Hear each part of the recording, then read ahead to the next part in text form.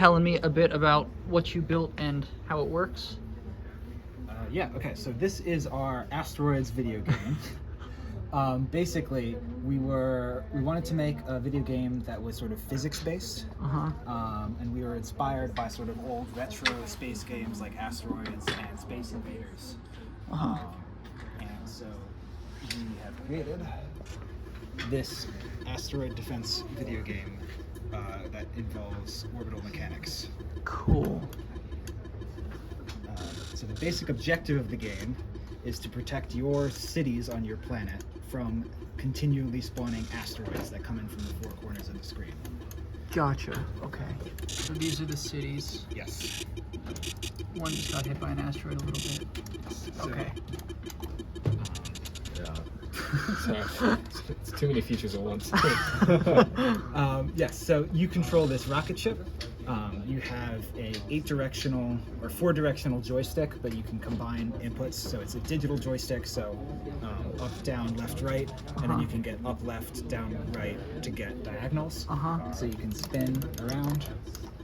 It continually shoots lasers, which are just a list of objects that are like this one will get moved back. I see. Okay. To the front. Okay. So thrust just creates a new animation on the back that just flickers on and off a blue, then yellow, then off triangle. Bruce, you want to explain sound? Yeah, so for sound, essentially we use both channels of the DAC that we used in the first one. So, yeah, and one of the channels is just for the that beeping you hear is just the laser noise, and then the other channel is essentially just white noise that we use for both the thrust and for an explosion. So if you hear those exploding, that sound, and also the thrust have the same sound. I'm gonna zoom in on you thrusting. Yeah. I see that. Okay, cool. And then we have 4 cities on our planet, each with a health of 3, and each health point is represented by a building that will visually disappear when the city takes damage.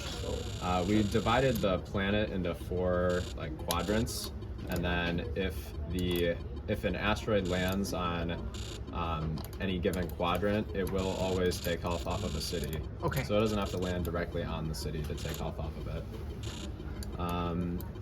And the way we check for that is we just check for the asteroid collision with the planet, and then from there check which quadrant it is, and then take health off.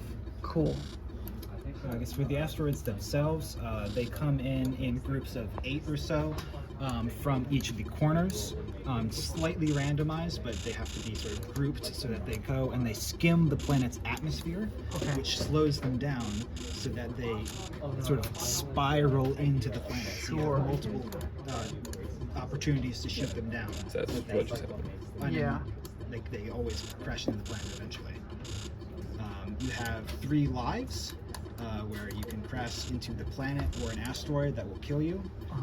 The game also ends when all of your cities are destroyed. And so the goal is to defend the cities for as long as possible and destroy as many asteroids as possible. So it's sort of an endurance scored game. Yes. Okay, gotcha. So as you can see, Bruce has 1 life left. Cool. Yeah, His last city just got destroyed, so it saves your score, and it saves the high score of anyone who is playing. So if Bruce goes and plays really terribly, it'll save the high score. Does it save it through power cycles? No. It's okay, cool. So if I understood correctly, do I understand properly that the same amount of laser shots are always in flight? Yes. And then they get sort of recycled? Yes. Okay. Yes. They do get sort of, they have a toggle for in existence or not. So if they collide with the planet, they are toggled out of existence. They're still traveling, but we just don't render them or have them interact with anything. Gotcha. Yeah. Okay. And is it possible for you to take out one of your own cities with the laser? It is not. We Okay. figured it is hard enough to control where you're going or not. Yeah. Also, trying not to shoot your own cities. Yeah, set it against friendly fire. But Yeah, we'll sure. talk about it. We did talk about it as an extra hardcore mode. The cities have some kind of laser defense shield. Yeah. Okay. And then all the motion here you mentioned already is sort of correct inverse square law of gravity. Yes, Yeah. all the asteroids and the ship's motion are all Newtonian mechanics. That's really And neat. the blue is actually supposed to be the atmosphere of the planet. And it, like, when the asteroids are in the atmosphere, it adds a little bit of drag to their motion. And it's Gotcha. actually a little bit of randomized drag, which we added so that they would They just spread not out. all like hit in the same place, really. Okay, Spread out more. really nice.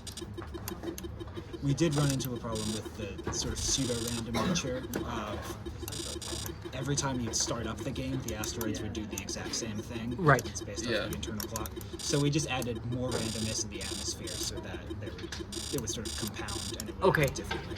Okay, cool. Really nice. Awesome. Thank you guys. That's a really cool demo. That's really